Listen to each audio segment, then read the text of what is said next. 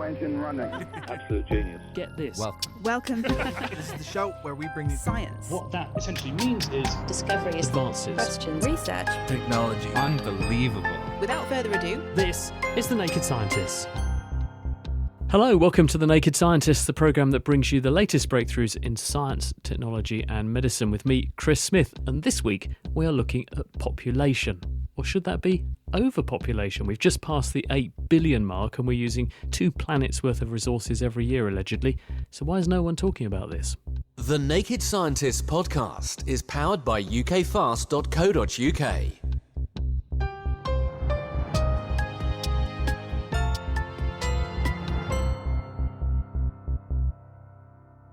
Now, last month we were told the 8 billionth person was added to Earth's human population, but despite many acknowledging that some of the biggest threats facing us and the planet, like climate change, stem from our impact on the world, and the more of us there are, the worse those threats are going to be, the topic of population is mysteriously absent from the dialogue at major international fora, like the recent COP27 meeting in Egypt.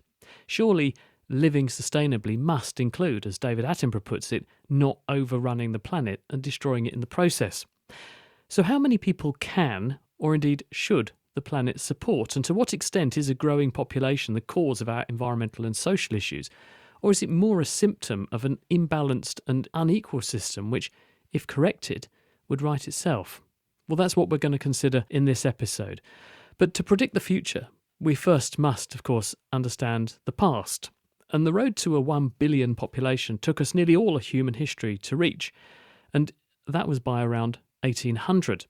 But in the 2 centuries since, we've increased our numbers 8-fold, and the rate has been accelerating over much of that time. Indeed, when I made one of my first radio programmes 20 years ago, the front cover of One Science magazine greeted the world's 6 billionth person.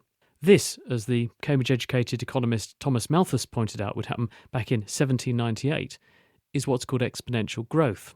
He realised that our ability to reproduce would go faster the more of us there are. Our ability to produce food, though, doesn't.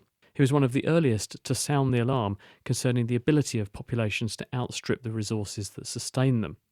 We're here to explain more about how we've arrived at today's 8 billion and the trajectory that we are still on is Alice Reid, who's the director of CAMPOP, the Cambridge Group for the History of Population and Social Structure. Alice, obvious question perhaps, how do we know there are 8 billion of us? Well, the answer to that is we don't know. It is an estimate. We do have censuses and we monitor births and deaths in most but not all of the world, but we never measure everyone at the same time. So the UN just chose this date to mark 8 billion. But we think that's vaguely how many of us there are. Yes, yeah, it's fairly accurate, I should say. How fast is the population growing? I mentioned the history of exponential growth and the fact that it has accelerated, it has gone ferociously fast. But what do we think the current rate is as an average across the planet at the moment? It's less than 1% a year. So you're right that population growth really picked up after about 1750, 1800. It was quickest in the 1960s when it was about 2.2% per year, and it's actually slowed since then, and population growth is going to get slower and slower up until about 2010. It's patchy though, isn't it? Because if one asks what is the population of our country doing, we'll get a very different answer than if I ask, for instance, what's the population of Nigeria doing? It's very variable, and many places have populations which are already falling. For example, Italy, many places in Eastern Europe, many places in East Asia, Japan, China and so on. But many parts of Africa still have quite rapidly growing populations. Now, if we look back in history, what do you think drove the changes that we saw, those rates changes, very fast acceleration, and now in some cases, as you're saying, some countries a diminution in growth or even a shrinkage, where other places are still growing quite quickly? So most countries have either been through or are going through a process called demographic transition. And this is the change from quite high and variable mortality and fertility rates, so lots of births and lots of deaths, and then a change to low and variable, less variable mortality and fertility. And different countries have gone through this process at different times. And for example, Britain and most of Europe, North America went through this process in the 19th and early 20th century, but other places are still going through this process. Of course, individual countries are also affected by migration, which feeds into that balance of people too. I did read a statistic somewhere. I must admit I haven't fact-checked it, but it seems plausible. And it said because of ferocious rates of growth, which you were pointing to in the 1960s and that sort of ilk, that 15% of the people who've ever lived are alive right now. Does that sound plausible to you? No, well, those sorts of statistics have been analysed and debunked, and I can't remember exactly where 15% fits, but there's a great episode of More or Less on that, so you can go and listen to that. When do you think then, based on what we know and what facts, figures and stats we can rely on, when do you think we're going to reach peak person? When will the population top out at whatever number it's going to? Current estimates suggest that it will probably peak at about 10.5 million, somewhere around that before the year 2100. Right. And is that assuming just everywhere continues to grow at the rate it is now? Or are people factoring into these predictions climate change, migrations, the fact that some parts of the world will become much nicer to live in, but they're far fewer and outstripped by the number that will become worse places to live because of things like climate change? Each country's estimates are done on a country level basis and take into account what's happening to mortality. And most of the assessments reckon that mortality will continue to decline slowly and that fertility will, depending on what's happening to fertility in that country, will either sort of decline if it's not already below replacement, which is below about 2 children per woman. So I don't think there are massive issues with mortality built into those to do with climate change. I think most of the assessments of population are that mortality will continue to decrease slowly. Of course, that may not happen if there are problems with mortality events connected to climate change. Where do we think the hotspots are for the next few decades? Well, most of population growth will occur in Africa. Population is declining already in China, although fertility has been low, below replacement levels in China since about 1990. Population overall is finally starting to decline, but population growth is likely to carry on in Africa, where fertility is still 3 or 4, 5 children per woman. Is there any reason why the population isn't higher than it is already? Well, that's because of the demographic transition, because fertility does tend to start to fall at some point after mortality has fallen. So as populations develop, as living standards get better with falling mortality, then women start to want to have fewer children, partly because more of their children are surviving into adulthood, partly because some of those changes which occur give women more opportunities, partly because they begin to see that they have control over their fertility and can reduce it. So if fertility hadn't declined and wasn't declining, then population would be bigger than it is. And we'll probably be hearing a bit more about that in a little while from Kathleen Mogulgard. Alice Reid, thank you very much indeed for outlining the current population situation for us. Now, speaking of Kathleen Mogulgard, if our immediate future is for the moment set to be one of continuing growth, what are the challenges that we're facing with an even bigger population? Well, Will Tingle spoke with Kathleen, she's the CEO of the Population Institute, they're based in America, about the array of challenges that come with a growing number of people, both from disease through to the economy and also the environment. This is also a complicated one when it comes to thinking about population trends and environmental impact, because we know that not every person has a uniform environmental footprint. This is illustrated really clearly with the climate change issue, where folks in the United States and other industrialized countries have a huge carbon footprint with the kinds of consumption patterns that we have. And places around the world that are growing the most rapidly, in sub-Saharan Africa, for example, their carbon footprints per capita are extremely small. So while it is true that an overall growth in the world's population over time is a factor that can drive the growth of greenhouse gas emissions, population growth is not an area that is dominant in terms of its impact on the growth of greenhouse gases. The area that is dominant in the growth of greenhouse gases is the highly fossil fuel consumptive patterns that are happening in industrialized countries. That's not to say, however, that we shouldn't be thinking about population dynamics in our response to the climate crisis.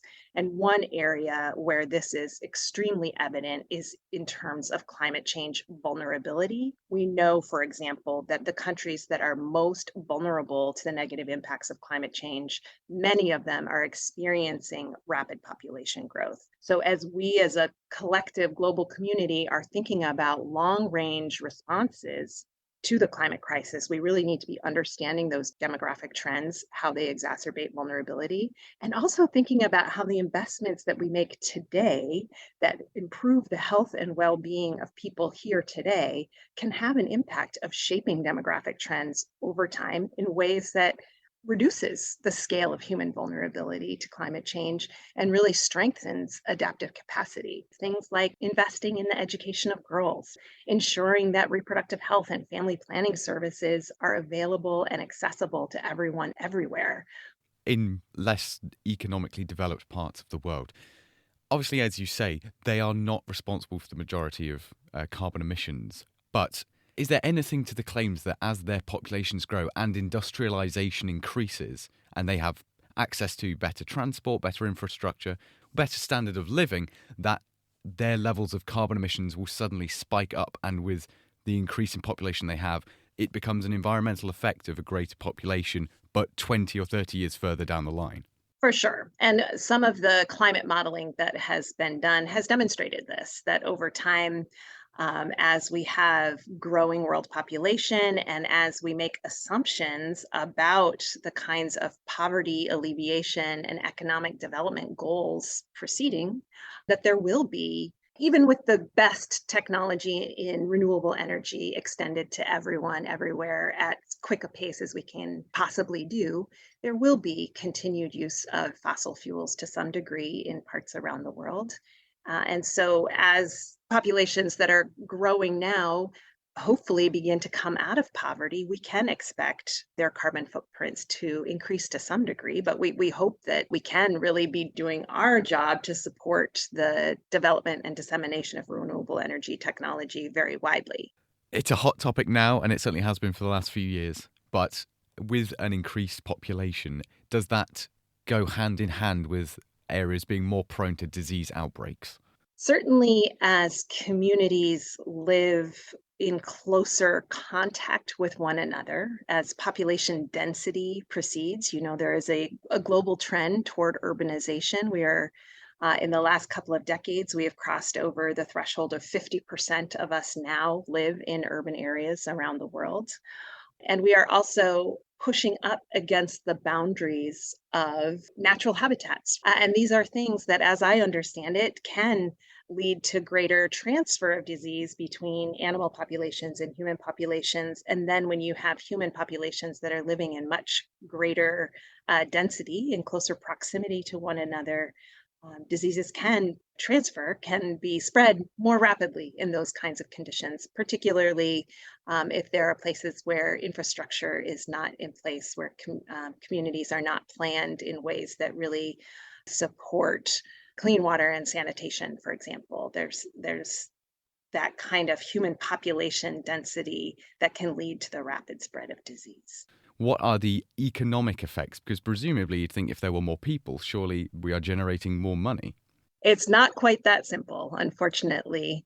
We are living in an increasingly demographically divided world. And I know there are a number of countries that are experiencing population aging with greater proportions of their populations in the older age brackets. There are some countries right now that are actually experiencing population decline. But there are many countries around the world that are continuing to experience very rapid population growth, and they have extremely youthful age structures. So each generation is larger than the one before.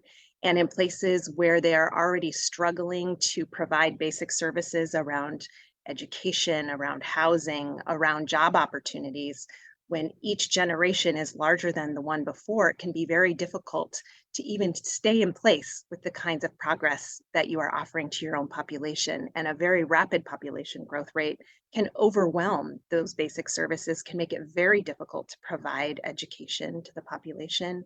to provide housing and to provide job opportunities. So, a rapid population growth rate that many countries are still experiencing can make it very difficult to pursue our goals around poverty alleviation, for example, or other sustainable development goals.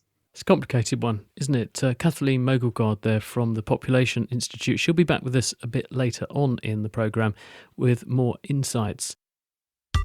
The Naked Scientists podcast is produced in association with Spitfire, cost-effective voice, internet and IP engineering services for UK businesses. Find out how Spitfire can empower your company at spitfire.co.uk. Music in the programme is sponsored by Epidemic Sound, perfect music for audio and video productions. You're listening to The Naked Scientists with me, Chris Smith, and this week we are talking about human population and how we got to 8 billion people and where we're likely to be headed next. But before we talk more about people and strategies to preserve the natural world from our encroachment, we have to face the uncomfortable fact that it is, as the old song goes, money that makes the world go round. And for something to happen sustainably, it has to be economically viable. So what role does the economy play in how many people there are, and vice versa? And how does the fact that the world's population is ageing also alter this equation? David Willits is the president of the Advisory Council at the Resolution Foundation, think tank that looks for ways to improve the living standards of those on low to middle incomes. Before that, he was the UK's Minister for Science and Universities. David, what's your reaction to the 8 billion number that came out last month? Well, I think that we've had some fantastic analysis already from your earlier contributors. But I thought one point they didn't quite bring out was the sheer drama and challenge of this demographic transition that every society goes through eventually, where as they say, first you stop dying like flies and then you stop breeding like rabbits. So first of all, people observe that there's many more babies surviving, and then they lower their birth rates. But in the meanwhile, you have this surge in the number of young people, and it makes or breaks a society. It's the biggest single event in the history of any society, and that transition can mean that you have lots of productive workers and can take your economy up to real prosperity. But if you can't absorb them and you have large numbers of unhappy, unemployed young people, you have revolution and civil war. And that's a massive challenge to absorb these young people. If you do it successfully, then this bulge works its way through the population. And then the great image is it's like a python swallowing a pig. This monster generation of young people who've all survived mean that you end up with a lot of old people, and then you have a new set of challenges. So my view is that for each society and economy, riding that set of changes is in many ways more important than the exact number of people we have in the world. The question is, if we can manage that transition well and we have economic advance, then we should be able to tread more lightly in the world than we do at the moment. And we obviously got to produce far less carbon dioxide. But if societies make a mess of that transition, then they're unstable and often poor countries that will find responding to the challenge of climate change very difficult indeed. I thought among poor countries we could include the UK in that, because we are sort of the beneficiaries of that big baby bump. We call them the boomers, don't we? Big population expansion after the war. That has led to a huge level of economic productivity, because people are most economically productive when they're north of 20 and south of 70 in age. And then, as you say, you've got to deal with what happens next, because people in their retirement are net consumers. So we've had the benefit, we've had that bump, but we don't seem to be managing it very well. We've now got about 3 or 4 people in work for every retired person that we're trying to pay tax to support.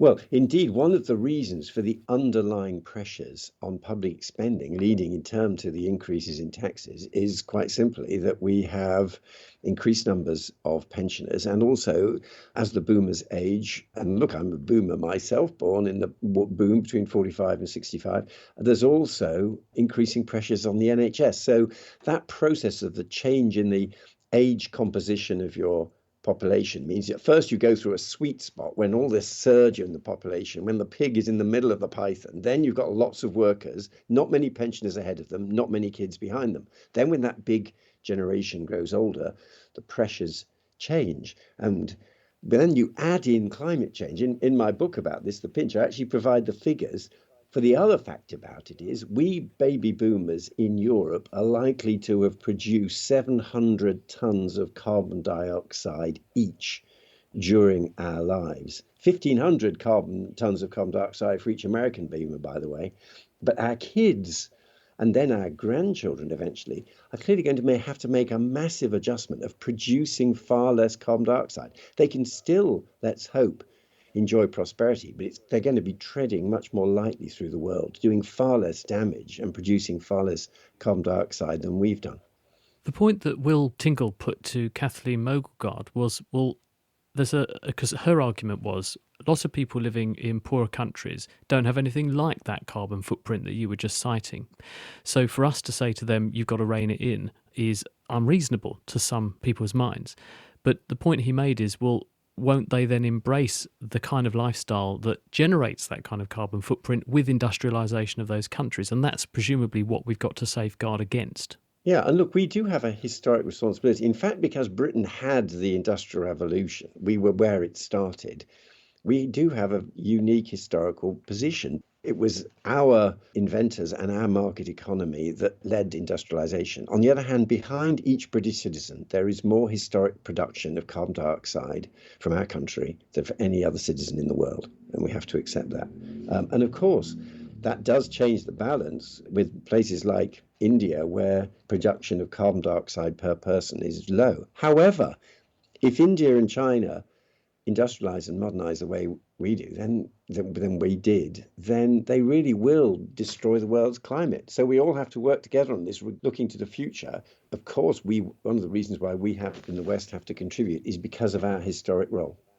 Are they receptive, these economies, to that argument, though? Do they understand that they basically are the knife edge upon which climate is balancing? With the scale of population they have, a billion plus people in India, a billion people in China, do they appreciate that that's where we are and that they have a stake to play?